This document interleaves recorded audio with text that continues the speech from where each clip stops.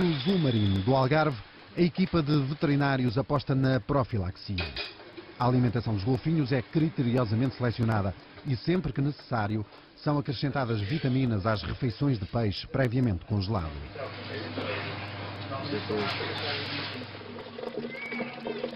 Endoscopias e análises de sangue regulares permitem despistar eventuais complicações. Os golfinhos mantêm um comportamento tolerante que o sorriso dissimulado acentua. Fatores que ajudaram a erguer uma série de lendas e mitos em torno desta espécie. É verdade que os golfinhos partilham connosco muitas características, algumas físicas, algumas fisiológicas. Poderão eventualmente ter alguns laços sociais com que nós nos identificamos, mas esse é um dos grandes mitos, eles não são os humanos dos oceanos. Outra é talvez aquela grande ideia que nós temos que os golfinhos curam.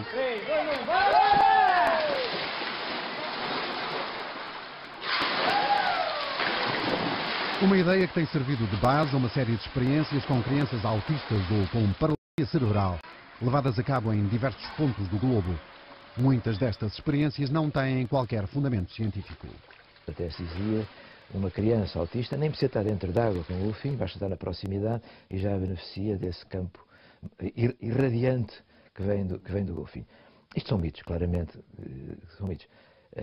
Falava-se que o sonar dos golfinhos, que tem aquele sonar que é para localizarem-se uns aos outros e localizarem objetos dentro d'água, seria talvez a fonte das radiações, o que não está de maneira nenhuma provado, nem que tenha outra fonte de radiações. Para tentar desfazer o mito, Emílio Salgueiro aceitou o desafio do Zoo Marino: estudar os efeitos da interação dos golfinhos com um grupo de 23 crianças autistas do Algarve. Foram 3 anos de preparação e de observação de comportamentos ao longo das 12 sessões a que cada criança foi submetida. Vejamos o caso do Gonçalo, o menino que aparece nestas imagens. Aos 4 anos deixou de falar. Os primeiros contactos com o golfinho foram dramáticos.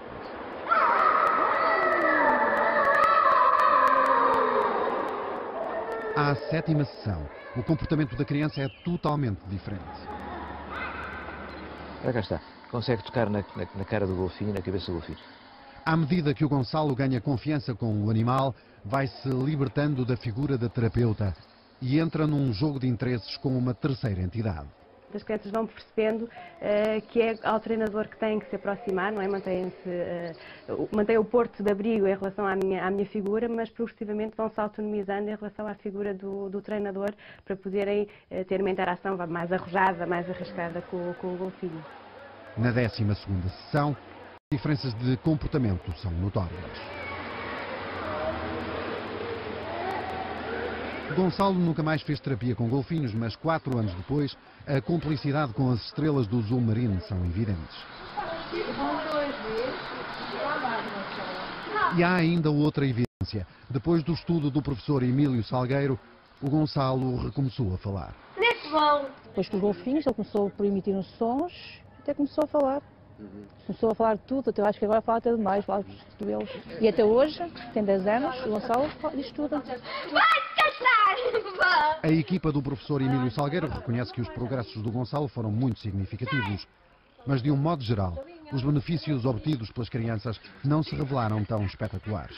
Algumas beneficiaram mais, outras menos, mas em termos de grupo tiveram um benefício moderado.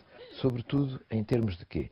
Em termos de comunicação melhorada com as pessoas, em termos de interação também com as pessoas e com os objetos e com os brinquedos melhorado. Algumas delas beneficiaram em termos de linguagem. Será que isto justifica como uma terapêutica indispensável para estas crianças? Aí a nossa resposta é não. Os resultados da experiência deverão ser publicados em breve numa conceituada revista científica dos Estados Unidos. A partir de agora, o Zoo Marino tem argumentos para ponderar a resposta aos sistemáticos pedidos de utilização dos golfinhos no acompanhamento de crianças autistas. Brincar só por brincar aos terapeutas é uma coisa que nós, obviamente, por questões éticas, por questões emocionais, mas por questões de princípio, não podíamos aceitar. E também explicar às pessoas, olha, nós já experimentámos, houve uma equipa de investigadores que fez os testes e esse tipo de coisa que nos pede não funciona. Definir quais as terapias que funcionam quando falamos de autismo é algo que a ciência não consegue fazer com rigor.